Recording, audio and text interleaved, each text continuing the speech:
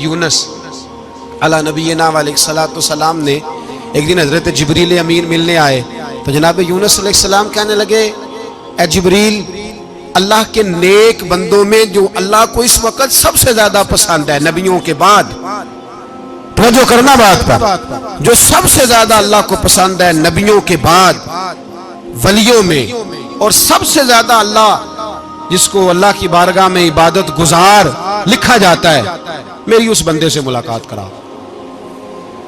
تو حضرت جبریل نے جناب یونس علیہ السلام کو ساتھ لیا تو ایک شخص کے پاس پہنچے جو آنکھوں سے اندھا تھا، دونوں ہاتھ اس کے سلامت نہیں تھے اور پورے جسم میں پیپ جاری تھی، ریشہ تھا۔ جب جا کے السلام علیکم کہا نا حضرت یونس نے، اس نے وعلیکم السلام کے بعد پہلا لفظ پتہ کیا کہا؟ اس نے کہا یا اللہ تیرا شکر ہے، یا اللہ تیرا، آپ بھی ادا کریں اللہ کا شکر، یا اللہ تیرا، اللہ تیرا شکر ہے۔ تو حضرت یونس علیہ السلام کہنے لگے تو شروع سے اس طرح کا ہے، نابینا بھی اور ہاتھوں سے معذور بھی اور سارا جسم شروع سے؟ تو بڑے ہی خوبصورت لفظ اس بیمار نے کہے، کہنے لگے نہیں حضور، میں بالکل ٹھیک ٹھاک تھا، جب تک میرے رب نے چاہا کہ یہ دنیا کو دیکھے تو تب تک اس نے مجھے آنکھیں دیں، اور جب اس نے چاہا کہ اب اس کا دیکھنا بہتر نہیں تو اس نے واپس لے لی۔ تو یا اللہ تیرا شکر ہے، اللہ تیرا شکر ہے۔ پھر کہا جب تک اس نے چاہا کہ میرے ہاتھ رہے تب تک رہے، جب اس نے چاہا کہ میرے لیے بہتر نہیں تو اس نے لے لیے، تو یا اللہ تیرا شکر ہے۔ جب تک اس نے چاہا کہ میرا جسم صحیح و سلامت رہے تو رہا، اور جب اس نے چاہا کہ میرے لیے بہتر نہیں تو مجھے بیمار کر دیا، تو یا اللہ تیرا شکر ہے۔ تو حضرت یونس علیہ السلام کہنے لگے جبریل واقعہ یہ اللہ کا سب سے زیادہ شکر گزار بندہ ہے، سب سے زیادہ عبادت گزار بندہ ہے، سب سے زیادہ۔ میرے نبی پاک علیہ السلام نے فرمایا میرا مومن ہر حال میں ہی نفع میں ہے، نعمت ملے تو شکر کر کے نفع، مصیبت آئے تو صبر کر کے نفع، اپنی زندگی میں تحمل، بردباری، علم پیدا کرے، حوصلہ پیدا کرے۔ ہر آنے جانے والے شخص کے مزاج کے مطابق اسے نہ ملے، اپنا مزاج صحیح رکھے، اپنی طبیعت کے مطابق اپنے ماحول کو برقرار رکھیں۔ علم کے ساتھ گزارا کرو گے تو رشتہ داروں سے بھی بنی رہے گی، دوستوں سے بھی بنی رہے گی، ہر ایک سے تعلق رہے گا۔ اور اگر آپ کے اندر یہ حوصلہ نہیں تو پھر سارے معاملات پریشانی کا شکار ہو جائیں گے۔ یہ تو آج کا مضمون تھا۔ ہمیں نا لوگ مشورہ دیتے ہیں، کہتے ہیں پیر صاحب درویشوں کو سیاست کی بات نہیں کرنی چاہیے، دیتے ہیں نا مشورہ لوگ؟ جی تھوڑا تھوڑا بول دیں، تھوڑا تھوڑا دیتے ہیں نا۔ اگرچہ ہم ان کی بات نہیں مانتے، اس لیے کہ اقبال نے کہا تھا جدا ہو دین سیاست سے تو رہ جاتی ہے چنگیزی، جدا ہو دین سیاست سے تو، اور پہلا فکرہ یہ ہے کہ جلال بادشاہی ہو یا جمہوری تماشا ہو، جدا ہو دین سیاست سے تو رہ جاتی ہے۔ اس نے کہا جب سیاست اور دین علیحدہ علیحدہ ہوتے ہیں تو چنگیز خان اور ہلاکو خان پیدا ہوتے ہیں۔ سیاست جب تک مسجد کے اندر رہتی ہے تب تک پاک صاف رہتی ہے، وہ گندی ہوتی تب ہے جب مسجد سے نکل جاتی ہے۔ حضرت علی کے زمانے تک مسجد میں رہی، پاک صاف رہی، یزید باہر لے گیا تو گندی ہو گئی، حضرت عمر بن عبدالعزیز دوبارہ مسجد میں لے آئے تو پھر پاک ہو گئی۔ لیکن پھر بھی ایک ساتھی نے مجھے کہا تو اس کی بات میں، سب کی باتیں نہیں مانتا، اس کی بات میری سمجھ میں آئی۔ وہ کہنے لگا جی اصل بات یہ ہے کہ سیاسی تبصرے تجزیے ہم اخباروں میں ٹی وی پہ جا کے بیٹھے، جا کے بڑی مہربانی میری طرف دیکھیں، وہ ہم سنتے رہتے ہیں تو ہمارا دل کرتا ہے مسجد میں صرف ہم رسول اللہ کا پیار ہی سنیں۔ تو میں نے کہا یار تیری بات دل کو لگتی ہے، یہ بات صحیح ہے، چلو یہ نیت اچھی ہے، یہ تیرا نظریہ ٹھیک ہے، مان گئے ہم۔ میں چلا گیا دکاندار کے پاس اور میں نے اس کو جا کے کہا کہ گاڑی کا انجن کھولو، اس طرح کرو، اس طرح۔ اس نے کہا مولانا آپ جا کے نا گھر تو فقہ کی کتاب کھولیں، اس لیے کہ گاڑی کے انجن کے بارے میں آپ کو معلومات، یہاں اگر آپ نے یہ کام کرنا ہے تو اس کو پڑھیں، کسی استاد کے پاس ورکشاپ پہ آئیں، آپ کے ہاتھوں کو، منہ کو، چہرے کو مٹی لگے، دھواں لگے، گریس لگے، پھر آپ کو پتہ چلے گا انجن کیسے کھلتا ہے۔ صحیح کہہ رہا ہوں؟ نہیں صحیح کہہ رہا؟ دعا گلہ تو یہاں کر چڑی جائے، صحیح کہہ رہا ہوں جی؟ اگر مولوی کو اجازت نہیں سیاست کی بات کرنے کی، اور مولوی کو اجازت نہیں کہ انجن کی بات کرے، تو سیاستدان کو اجازت ہے دین کی بات کرنے کی؟ یہاں تو وہ آئے نا مدرسے میں پڑھے، पूरा दीन हासिल करे फिर वो बोले तो फिर तो ठीक हो गया। लेकिन जब उसे सूरत इखलास भी सीधी नहीं आती तो फतवे देने की उसको जरूरत है कोई? बोले ना यार क्यों छेड़ते हैं सियासत, कोई शौक उन्हें, देना चाहिए फतवा। कहते नहीं नहीं मर्जियों में हमारे दरमियान थोड़ा ही फर्क है। मुझे यूं लगता है कि ये जानबूझकर कोई ना कोई ऐसी शरारत करते हैं जिससे लोग इश्तियाल में रहें, जानबूझ। हिलम हौसला सब्र ज़ात के बारे में तो है, लेकिन अगर कोई रसूल पाक की बेअदबी करे तो फिर हौसले की बात है ही नहीं, फिर तो जिहाद की बात है। और मैं दयानतदारी से मस्जिद में बावजू बैठकर जुमे के दिन मशवरा देता हूँ हुकूमत को और वजीर कानून को मशवरा देता हूँ कि ना फिरौन की हुकूमत सारी ज़िंदगी रही, ना नमरूद रहा, ना जाज बिन यूसुफ रहा, ना यजीद रहा। और यार दरबारी बन के हुक्मरानों की चापलूसी करते करते तुम यहां तक आ गए हो कि अब नबी पाक की इज्जत को हाथ डालना शुरू कर दिया है। और आप यकीन करें सियासी जमातों का इतना बुरा हाल है कि इनके लीडर के बारे में कोई बात करे तो पागल हो जाते हैं ये एहतजाज कर करके।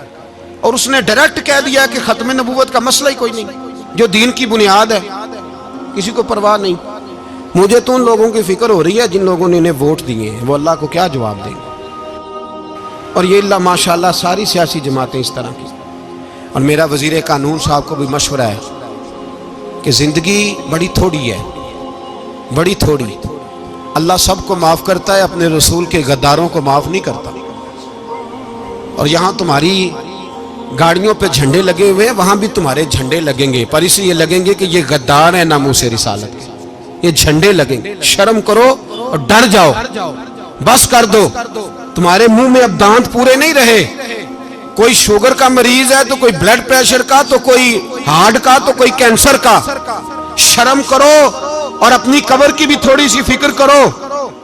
बताओ पाकिस्तान के कितने सदर गुजरे, वजीर आजम गुजरे, तो उनकी कब्रें कहां हैं? कोई जाता है उनकी कब्रों पे? किसी को खबर है? क्यों अपने लिए जहन्नम इकट्ठी करते? सारा कुछ दुनियादारी रह गई है, सारा कुछ सिर्फ यही रह गया। हजरत अबू बकर सरदार थे, हजरत उमर सरदार थे कबीले, हजरत उस्मान सरदार थे।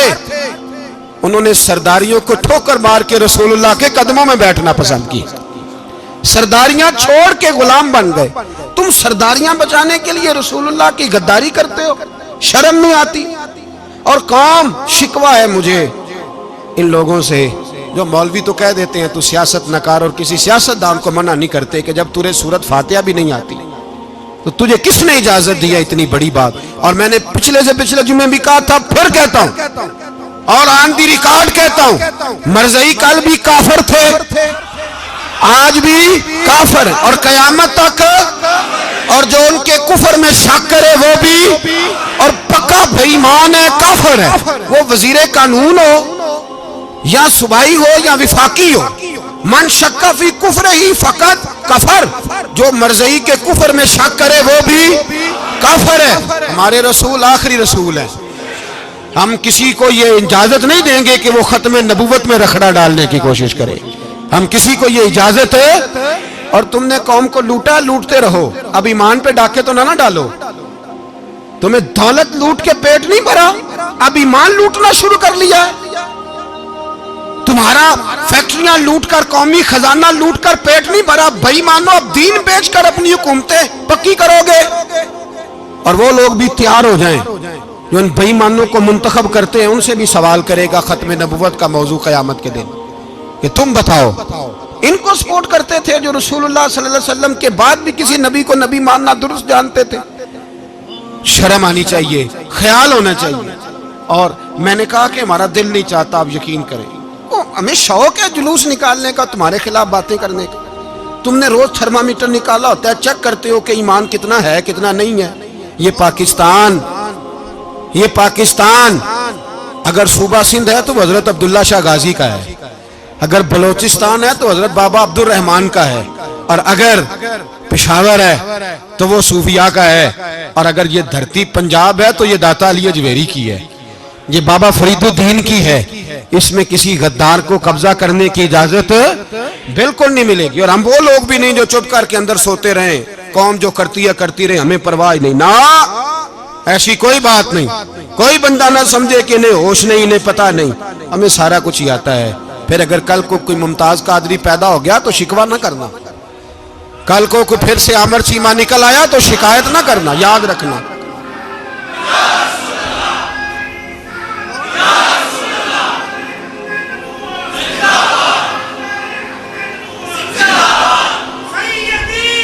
तो मेरे भाई खोल के बोले या नबी रसूल के वो सल्लल्लाहु। तो ये मशवरा,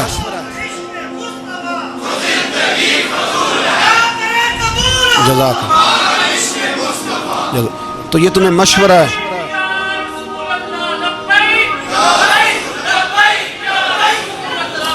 मेरी बात सुनिए, याद रखें, ये लोग बाद में पछताते हैं, फिर मुनाजरे कराते फिरते हैं, उसने सही किया कि गलत किया, फिर इन्हें होश आती है बाद में, फिर इनके हवारी निकल निकल के मैदानों में दलीलें देते हैं।